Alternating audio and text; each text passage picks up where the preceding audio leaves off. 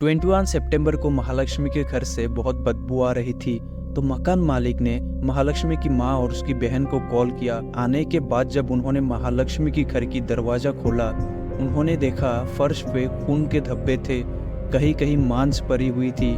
पर जब उन्होंने फ्रिज खोला तो उनके पैरों के नीचे से जमीन खिसक गई।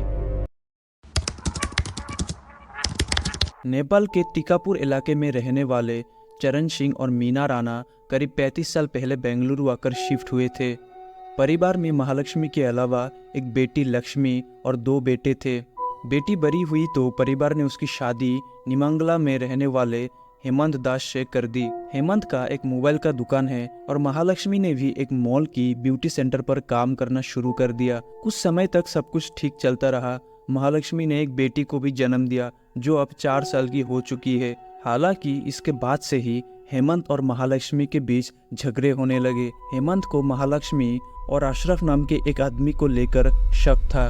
झगड़े जब ज्यादा होने लगे तो महालक्ष्मी हेमंत को छोड़कर अपनी माँ बाप के घर रहने लगी। कुछ वक्त बाद अक्टूबर 2023 में महालक्ष्मी ने एक 3 मंजिला मकान में टॉप फ्लोर वाला कमरा किराया पर लिया। 21 सितंबर को महालक्ष्मी की पड़ोसियों ने नोटिस किया कि महालक्ष्मी के कमरे से बहुत बदबू आ रही है। फिर उन्होंने मकान मालिक को एंड मकान मालिक ने महालक्ष्मी के पेरेंट्स को कॉल किया। फिर जब उन्होंने दरवाजा खोला तो उन्होंने देखा रूम के फर्श में चारों तरफ खून के दाग थे, मांस के कुछ टुकड़े भी पड़े हुए थे। जब उन्होंने एक फ्रीज को नोटिस किया, उन्होंने देखा कि फ्रीज के ऊपर के हिस्से में कटे हुए पैर, बीच में बहुत सारे लाश के टुकड़े और नीचे महालक्ष्मी का सर था। महालक्ष्मी की बॉडी की 50 से भी ज्यादा टुकड़े करके किसी ने फ्रीज के अंदर रख दिया था। महालक्ष्मी का कातिल आखिर कौन है? महालक्ष्मी को इतनी दर्दनाक तरीके से खून करने का आखिर मोटिव क्या था? आइए इन बातों की जवाब हम आगे इस वीडियो में जानते हैं। पुलिस ने पहले महालक्ष्मी की call details and mobile location को एनालाइज किया। महालक्ष्मी का मोबाइल 2 सितंबर को स्विच ऑफ हो गया था। महालक्ष्मी 1 सितंबर के बाद से काम पे भी नहीं गई थी, तो पुलिस ने अंदाजा लगाया कि महालक्ष्मी का खून 2 सितंबर को ही हो गया था। पुलिस की शक के दायरे में तो सबसे पहला आदमी था महालक्ष्मी की पति हेमंत दास, क्योंकि उनमें बहुत झगड़ा होता था एंड दोनों बहुत टाइम से अलग भी रह रहा था।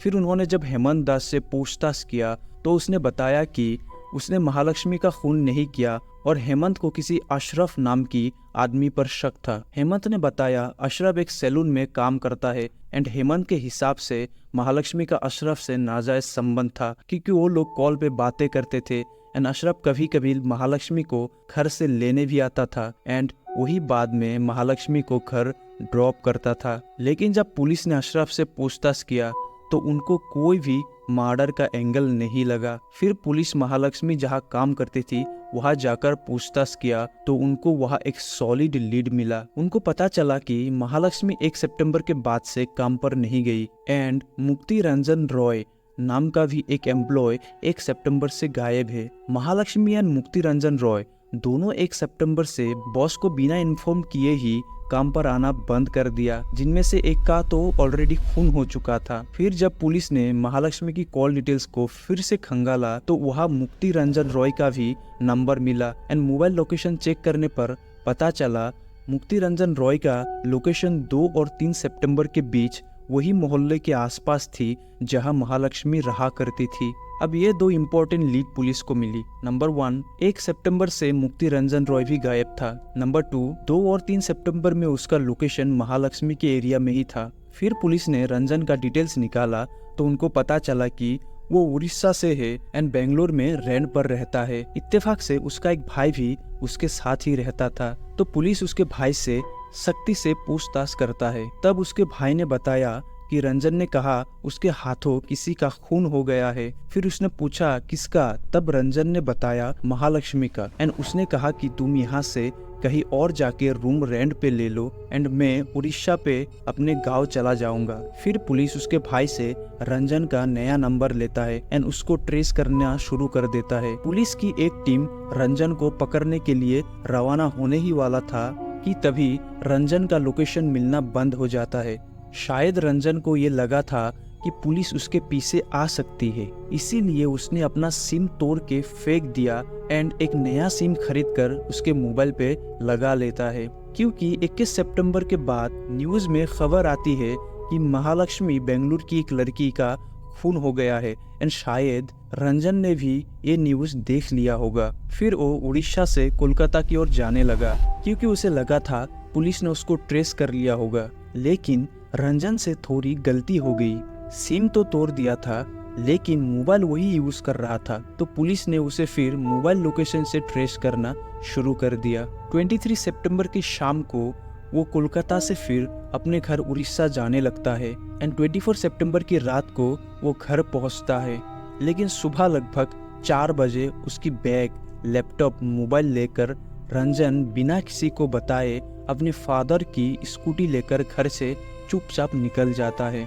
सुबह लगभग 7 बजे लोगों को कब्रिस्तान के पास एक पेड़ में एक आदमी लटकता हुआ दिखा, तो उन्होंने पुलिस को कॉल किया। देन पुलिस आकर उस आदमी की लाश को पेड़ से उतारा एंड उनको वहाँ bag, laptop, mobile and scooty मिला। स्कूटी की रजिस्ट्रेशन नंबर से डिटेल्स निकलने के बाद उनको पता चला कि ये और कोई नहीं, रंजन ही है। पुलिस को रंजन के बैग में एक डायरी मिला एंड डायरी के अंदर एक नोट भी था जो रंजन ने खुदकुशी करने से पहले लिखा था। उस नोट पे लिखा था, मैं महालक्ष्मी को पसंद करता था, उससे बहुत प्यार करता था, लेकिन वो बात बात पर मुझसे झगड़ा करती थी। मैंने उस पर काफी पैसा खर्च किया, उसका बर्ताव मेरे लिए ठीक नहीं था। वो मुझे किडनैपिंग केस में फंसाने की धमकी दे रही थी। मैं 2 सितंबर को महालक्ष्मी के घर गया था। मैं बात ही कर रहा था कि महालक्ष्मी ने मुझ पर हाथ उठा दिया। मुझे बहुत गुस्सा आया, इतनी कि मैंने उसे मार दिया। फिर लाश को छुपाने के लिए मैंने उसकी टुकड़े टुकड़े करके फ्रिज में रख दिया। गुस्से में मैंने जो किया वो गलत था, इसलिए मैं भागकर घर आ गया। फिर रंजन रॉय की पेरेंट्स से पूछताछ करते टाइम उसकी माँ ने बताया 24 सितंबर के रात को करीब 10 बजे रंजन घर आया था। वो बहुत परेशान लग रहा था। उसने मुझसे कहा कि उसने एक गलती की है। मैंने उससे पूछा तो उसने बताया कि बेंगलुरु की एक महिला को उसने हत्या कर दी। जब मैंने उसे हत्या का कारण पूछा तो उसने बताया महालक्ष्मी ने मुझसे कुछ पैसे और एक सोने की चेन ली थी। महालक्ष्मी ने मुझे कुछ आदमियों से धमकाया भी था। फिर मैं जब उसके घर गया तो हम दोनों में हाथापाई हो गई एंड गुस्से में मैंने उसे मार डाला।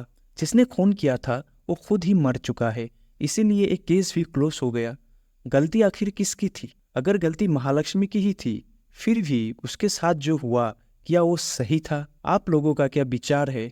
कमेंट में ज़रूर बताइए।